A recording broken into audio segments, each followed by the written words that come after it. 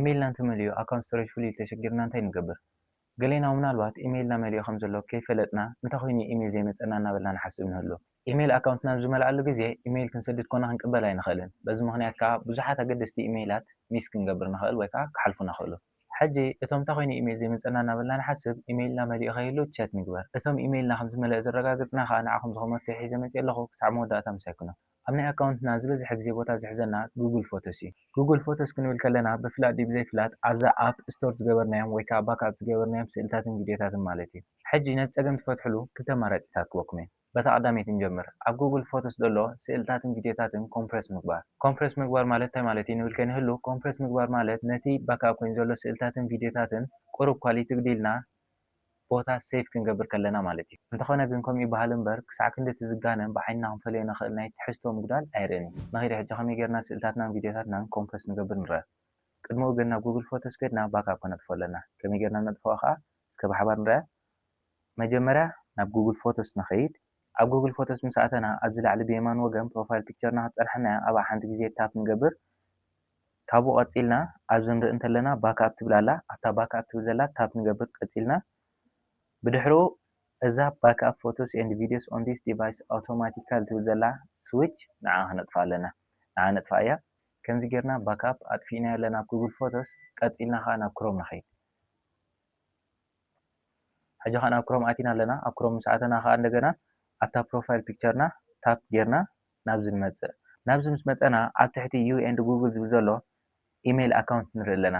እዛ ኢሜይል ኣካውንት እታ መሊኣትኩም ዘላ ወይ ከዓ ቦታ መሊኣ ዘላ ኢሜይል ኣካውንትኩም ምዃና ቸክ ግበሩ። እታ መሊኣ ዘላ ኣካውንትኩም እንተዘይኮይና ኣብኣ ታፕ ግበሩ። ታፕ ጌርኩም ዳሕራይ ናብዚ ምስ መፃኹም ካብኡ ንታሕቲ ስክሮል ጌርኩም ሳይን ኣውት ዝብል ታሕቲ ክፀንሐኩም እዩ። ኣብኣ ሳይን ኣውት ኢልኩም ካብታ ኣካውንት ትወፁ ማለት እዩ። ካብታ ዘይመልአት ኣካውንት ትወፁ። ከምዚ ጌርና ሳይን ኣውት ጌርና ምስ ወፀና ደጊምና ኣብዛ ናይ ፕሮፋይል ኣይከን ታፕ ንገብር። ብድሕሪኡ ቀፂልና ከዓ ኣብዛ ኣሮው ንሃርም። ካብኡ ኣብዚ እንታይ ምርጫ ትበና ኣላ ናተይ ኢሜይል ኣካውንት እስከተምፃለያ ካብአን ኤነይቲ ኣታ መሊኣ ዘላ ኢሜይል ኣካውንትና ንመርፅ ማለት እዩ። ኣክቹዋሊ ናተይ ኢሜይል ኣካውንት ኣይመልአትን ዘላ ከም ኤግዛምፕል ንሳ ተዝመልአት ኣካውንትና ጌርና ንወሰዳ። ካብኡ ቀፂልና ካብዛ ሰርች ባር ሓንቲ ግዜ ታፕ ንገብር። ካብኡ ከምዚ ኢልና ንፅሕፍ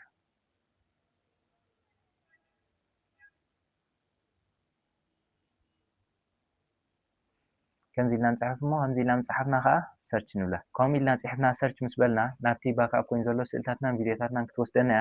ካብኡ ቀፂልና ኣብዘን ሰለስተ ብላዕሊ ብፀጋም ወገን ዘለዋ ሕንፃፃት ኣብአን ታፕ ንገብር። ቀፂልና ከዓ ንታሕቲ ስክሮል እናገበርና እዛ ስቶሬጅ ትብል ዘላ ክትፀንሐና ኣብኣ ታፕ ንገብር። ቀፂልና ናብዚ ክንመፅእ ኢና። ኣብዚ ምስ ኣተና ከዓ ደጊምና ንታሕቲ ስክሮል እናገበርና ኣብዛ ሪካቨር ስቶሬጅ ትብል ዘላ ናብኣ ንመፅእ። ኣብዛ ሪካቨር ስቶሬጅ ትብል ዘላ ትሕቲኣ ንርኢ እንተለና ለርን ሞር ትብል ኣላ።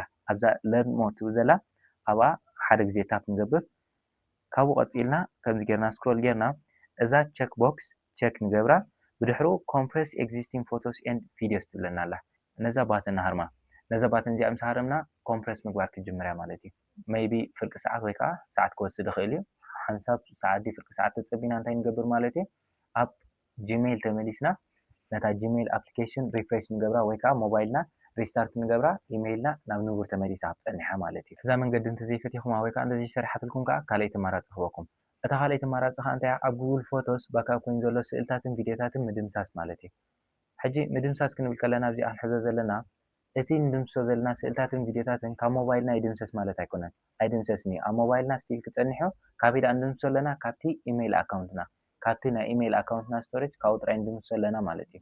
ሕጂ ንኸይድ ቀዲምና ከመይ ጌርና እቲ ዘዘየድልየና ስእልታት ጥራይ ብሓደ መሪፅና ንድምስስ ቀዲምና ንርኢ እሞ ካብኡ ቀፂልና ከዓ ኩሉ ብሓባር እቲ ባክኣፕ ኮይኑ ዘሎ ስእልታትን ቪድዮታትን ክንድምስስ ተደሊና ኸ ኩሉ ብሓባር ክንድምሶ ተደሊና ከዓ ብድሕራ ክንርኢ ኢና።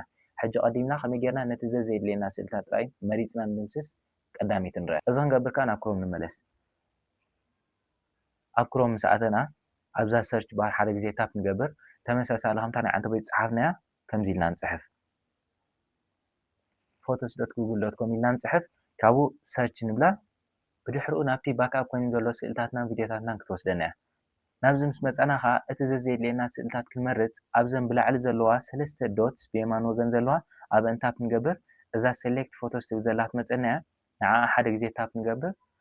ብድሕሪኡ እተን ዘየድልየና ስእልታትን ቪድዮታትን ንመርፅ። ንኣብነት ከምዚ ጌረ ኣነ መሪፅ ኣለኹ ማለት እዩ። ከምዚ ጌርና እቲ ዘየድልየና ስእልታትን ቪድዮታትን መሪፅና ምስ ወዳእና ኣብዚ ንላዕሊ ንሪኣ እንተለና ናይ ትራሽ ቢን ኣላትና ትራሽ ቢን ኣይከን ኣላትና ኣብኣ ታፕ ንገብር ድሕሪኡ ከም ዝተመፂና got it ንብላ ማለት እዩ ቀፂልና ከዓ move to trash ከምዚ ጌርና ደምሲስናዮ ኣለና ማለት እዩ ግን ፐርማነንትሊ ደምሲስናዮ ማለት ኣይኮነን ጠቕላላ ደምሲስናዮ ማለት ኣይኮነን ስቲል ኣብ ምንታይ ኣሎ ማለት እዩ ኣብቲ ትራሽ ቢን ኣሎ ማለት እዩ ናብቲ ትራሽ ቢን ከድና ከዓ ካልኣይ ግዜ ኤምቲ ክንገብሮ ኣለና ወይ ከዓ ካልኣይ ግዜ ክንደምስሶ ኣለና ናብ ትራሽ ቢን ክንከይድ ከዓ ደጊምና ኣብዘን ፀጋም ዘለዋ ሰለስተ ሕንፃፃት ታፕ ንገብር ብድሕሪኡ ንታሕቲ ስክሮል ጌርና ኣብዛ ትራሽ ትብል ዘላ ኣብኣ ሓደ ግዜ ታፕ ንገብር ኣብዚ ምስ መፀና እተን ክልምሰን ፀናሕና ዘየድልያና ስእልታትን ቪድዮታትን ኣብዚ ደጊመን ክፀንሐና እየን እንታይ ንገብር ኣብዛ ናይ ትራሽ ኣይከን ታፕ ንገብር ካብኡ ቀፂልና ከዓ እዛ ኤምቲ ትራሽ ትብል ዘላ እዛ ኤምቲ ትራሽ ትብል ዘላ ኣብኣ ሓደ ግዜ ታፕ ንገብር እቲ ዘየድልየና ንብሎ ስእልታትን ቪድዮታትን ጠቕሊልና ደምሲስና ኣለና ማለት እዩ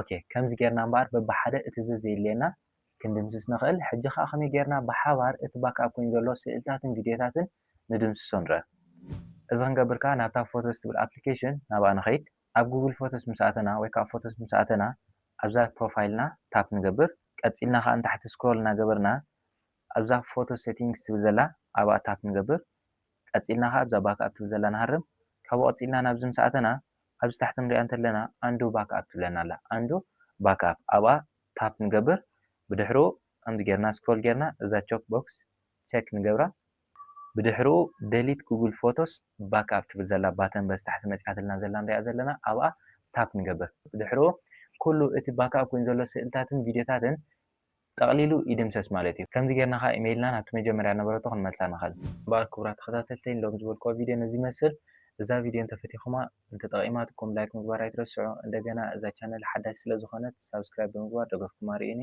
ኣብ ካልእ ግዜ ካልእ ቪድዮ ሒዘ ክምለሰኩም እየ ቴንክ ዩ